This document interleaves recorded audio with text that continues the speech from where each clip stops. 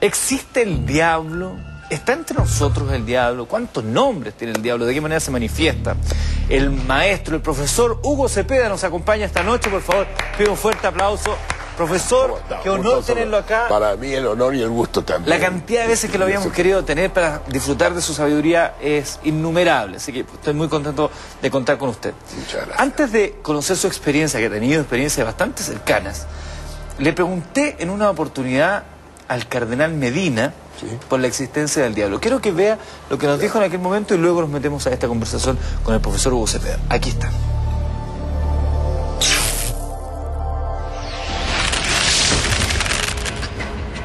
El otro día salió una información de que había habido un robo importante en el Banco Central. Bueno, uno supone que la gente que trabaja en el Banco Central es gente muy honrada, ¿no es cierto? Claro. Pero de repente, como el diablo está presente en todas partes, Terremotos, tsunamis, hambre en el mundo, epidemias, sinónimos de destrucción y temor por nuestras vidas. Miedo, sufrimiento, injusticias, palabras que relacionamos con un concepto milenario, el diablo. Culturalmente relacionamos lo malo que nos pasa con malas energías o una carga de la que debemos liberarnos. Siempre hablamos del diablo para referirnos a lo negativo. Pero, ¿este ser realmente existe? Existe y se manifiesta, y una de sus principales artimañas, como escribió muy bien Baudelaire en su día, es hacernos creer que no existe precisamente. Al diablo le interesa muchísimo hacer su trabajo sin que se note su influencia, sin que se note su presencia. Es mucho más fácil para él trabajar sobre una gran autoridad política, religiosa, organizar guerras, conflictos, problemas de todo tipo y provocar en las personas normales y corrientes, provocar tentaciones de todo tipo, de materiales, de riqueza, de lujo, de sexo, de poder. Casos como el de Caradima dentro de la Iglesia Católica son más que una muestra más que evidente de la influencia del diablo. El diablo se mete donde más daño puede hacer. La existencia del bien y el mal, así como la constante lucha entre ambas fuerzas, siempre ha estado presente en la humanidad. Puede tener diferentes nombres, pero comúnmente relacionamos lo bueno con Dios y lo malo con el diablo. Esta lucha proviene de tiempos inmemoriales. Según la Biblia, Lucifer era el ángel más brillante que había en el cielo, pero sintió celos y pecó de soberbio. Quería ser como Dios. Desde ese día fue expulsado, convirtiéndose en Satanás. El diablo estaría rondando entre nosotros. Variadas son las historias de exorcismos que intentan liberar las almas presas de su maligno poder. Nadie lo ha visto. Entonces, ¿cómo podríamos liberarnos de él? Principalmente se lucha con muchísima fe, con mucha oración y sabiendo por encima de todo que Dios es mucho más fuerte que el demonio y que cualquiera de sus manifestaciones.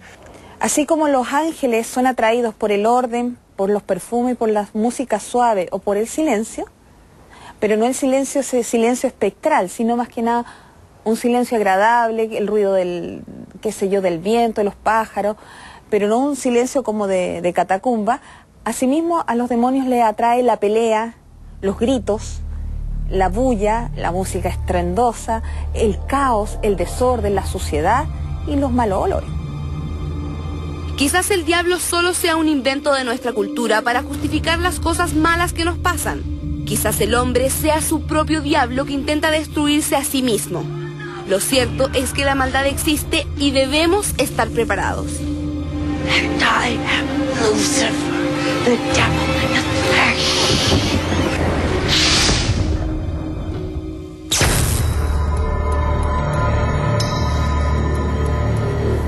Justamente, del diablo es de quien hablaremos esta noche. Profesor Hugo Cepeda, ¿el diablo existe? Sí, señor, existe el diablo. ¿Está entre nosotros? Está entre nosotros y es precisamente quien, por envidia del diablo, dice la Biblia, entró la muerte en el mundo.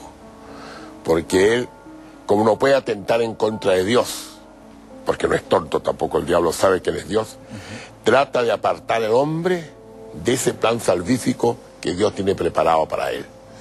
Y de que el hombre existe, ha comenzado a realizar una labor siempre negativa. Comenzó con nuestros primeros padres, Adán y Eva, en el paraíso, y continúa con nosotros hasta el día de hoy. Por eso que la manera como actúa va variando. Hay un viejo refrán que dice que el diablo está más por viejo que por diablo. Claro. O sea, va aprendiendo ciertas cosas.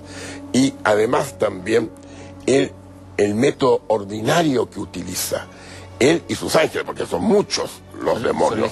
Son legiones. Entonces ellos tratan de persuadirnos a que nos apartemos del camino que Dios nos ha trazado. Y esto lo hace mediante la tentación. La tentación es persuadir para realizar algo, no determinar, porque entonces no seríamos libres.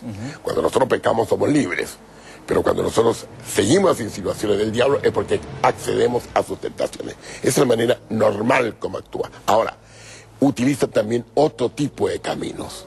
Los caminos de las agresiones, cuando se trata de un hombre muy santo, como por ejemplo el Padre Pío, o también a veces en la imaginación nuestra empieza a actuar y nos presenta una serie de situaciones para desesperarnos. Y finalmente, de manera excepcionalísima, también puede existir el caso de una posesión diabólica. Las posesiones diabólicas. Las posesiones diabólicas en las cuales él logra penetrar nuestro cuerpo e impedir que el alma se manifieste, porque el alma se manifiesta externamente a través del cuerpo. Entonces él se interpone y actúa como si fuésemos nosotros. Profesor, ¿sí? Usted previo a me relataba de algunas experiencias de las cuales usted fue testigo de manifestaciones diabólicas. Antes de, yo le quiero pedir a la gente que está y que están deseosos en Twitter, ofrecerle la posibilidad de hacerles preguntas también al profesor Hugo Cepeda. Entonces vamos a hacer un hashtag en Twitter, ahí está, pregúntale al profe Cepeda, ojo Cepeda con Z, Cepeda.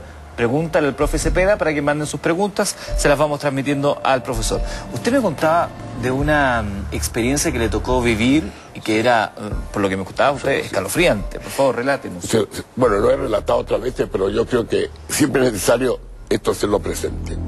Hace 30 años atrás, en L'Aquila, ciudad cercana a unos 60 kilómetros de Roma, un detalle, su arzobispo era Monseñor Martini, que había sido nuncio apostólico aquí en Chile, así que yo lo conocía a él.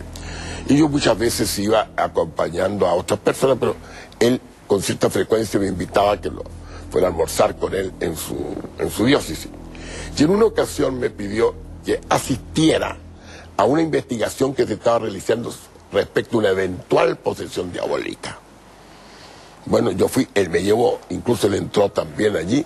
Y efectivamente había un sacerdote especialista y designado por él mismo como investigador de este caso de posesión diabólica, la madre de una niñita de unos 12 o 13 años, dos tipos bastante fuertes que eran los que la controlaban un poco, y nosotros dos. Entramos y lo primero que observamos fue un ambiente frío. Ya estábamos a comienzo de junio, en esa época ya hacía calor allá en el hemisferio norte, y un ambiente frío, y sobre todo un ambiente denso, muy denso, como si una enorme cantidad de seres estuviesen allí presentes. Y un ambiente viscoso que como que se podía cortar con una hoja de afeitar. La niña miraba normalmente, no ninguna expresión externa que llamara la atención. Al rato, la niña llegó y comenzó a hablar. Y empezó a narrar sobre la Biblia. Comenzó con la epístola a los romanos de San Pablo, y usó, primero que nada, dijo en griego, efopantaemarton, en latín con omne peccaverum, en italiano, en castellano, en él todo pecaron, refiriéndose al pecado de Adán. Muchos dicen, bueno, ¿y por qué no habló en hebreo también? No habló en hebreo porque en realidad esa epístola fue escrita en griego. Fue escrita en griego. O sea, un detalle muy importante que solamente costaba darse cuenta de eso. Y que, perdón, profesor, si alguien quisiera engañar con eso, uno se imagina que hablar en hebreo... Exactamente. Entonces, este es un detalle muy especial, claro, que indica precisamente una presencia también muy especial. Y enseguida, la niña, con una alteración de voz no muy notoria, comenzó a hacer la historia de Adán y Eva.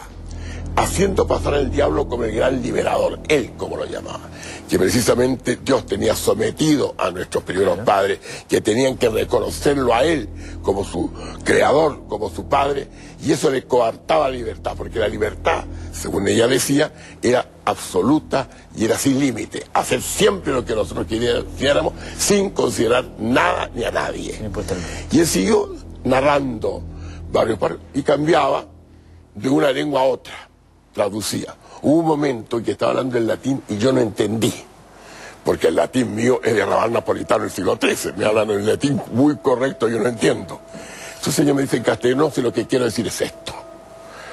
Es un lío enorme. Y de repente una cosa muy curiosa, el sacerdote que estaba rezando a todo esto, de repente dice que Dios que ha hablado por medio de los profetas, que eran hombres verdaderamente santos, voceros de Dios. Y la niña comienza a reírse, o quien está actuando por la niña, ja, ja, ja, se echaba para atrás. Hombre, ¿qué profeta? Hombres profetas, si hasta los burros profetizan. Y hay una cápita en la Biblia, me parece que el libro del Éxodo, que se trata del caso de la burra de Balán. Una persona que tenía una burra que profetizaba y que hablaba. Caso único en la Biblia. O sea, existe, narrado en la Biblia. O sea, la versación con que este ser que estaba en la niña hablaba, pero era asombroso. ¿Cuántos años tenía la niña? La niña tendría unos 12 o 13 años, no más. Era difícil que ella estudiara los idiomas y enseguía varios idiomas. O sea, utilizaba perfectamente 5 lenguas. Iba traduciendo, a veces usaba una, a veces usaba otra. ¿Y usted qué hacía mientras, profesor? Yo estaba muerto de susto. En un rincón allá, de repente creo que lo cometí al principio el error de preguntarle indebidamente quién eres. Y la niña me contestó, ¿y a ti qué te importa? Me lo contestó en castellano. Yo se lo había preguntado quizá en italiano, y me lo contestó en castellano. Entonces, esto realmente a mí me conmovió mucho. Yo dije, mire, esto es suficiente para que, monseñor, le dije al arzobispo, decrete usted que ya están agotadas las investigaciones y puede hacer un exorcismo para expulsar al demonio o a los demonios que poseen esta niña. No terminaba de decir eso cuando la niña se echó hacia atrás y comenzó a hacer este movimiento. Hombro hacia adelante, este movimiento, y a subir por la pared para arriba. ¿A trepar por la pared? A trepar por la pared, así como oruga, de espalda, así. Y hacías esto, y al final puso los ojos en blanco y los brazos en cruz y los pies en punta, más o menos a 1/4 de la cabecera de la cama. Esta mano derecha mía, esta pasé yo para comprobar que realmente ese fenómeno de levitación existía. Y estaría ahí más o menos 1 minuto, 1 minuto y medio, enseguida bajó y se puso a dormir la niña. Despertó como a los 25 minutos, 30 minutos, ya nos habíamos ido, pero nos avisaron que la niña había despertado totalmente normal. Por supuesto que decretaron la celebración de un exorcismo y la niña en 1 o 2 sesiones sanó. El exorcismo precisamente es un sacramental de la Iglesia por el cual se purifica a una persona o a un ambiente y se expulsan los seres malignos. Se expulsan invocando el poder que Jesucristo ha entregado a la Iglesia para poder hacer precisamente este tipo de sanación espiritual. Profesor, esta niña, ¿por qué estaba vulnerable? ¿Por qué en ella se manifestaron de esta manera este demonio, estos...? Este es el misterio mayor que existe. ¿No se sabe? No se sabe. Usted ve que en la película Exorcista, por ejemplo, una niña también inocente. A veces criaturas inocentes, incluso hay santos a veces. Hay santos en que o han sido poseídos o que han sido agredidos. El caso típico del Padre Pío, que permanentemente era agredido, Santo Cura de Ars, una serie de personas, San Antonio en el desierto, a los principios del cristianismo. Usted menciona el Padre Pío. Sí. ¿Esos estigmas que él tiene son agresiones? No, esos estigmas fueron precisamente situaciones de carácter místico, religioso de él. Una cosa bien clara, él no fue declarado santo por los estigmas. Bien, perfecto. La Iglesia no tiene confianza en ellos porque también pueden ser producidos por condiciones de tipo psicológico. Claro. El Padre Pío fue caracterizado por muchísimas otras situaciones. Por los milagros. Para mí ese hombre es el santo más taumatúrgico, más importante del siglo XX. Profesor, vamos a ver qué están preguntando en Twitter. Perfecto, ¿Usted tiene cuenta de Twitter? No. No. pero sí tengo Facebook. ¿Tiene Facebook, profe? Sí, pues. A ver, pregúntale al profe Cepeda. Dicen, hay varias preguntas. ¿Cómo se presenta, Gonzalo dice, cómo se presenta el demonio en los niños? ¿Y por qué? Ya, el demonio en los niños, yo siempre hago una distinción, si los niños son bautizados o no.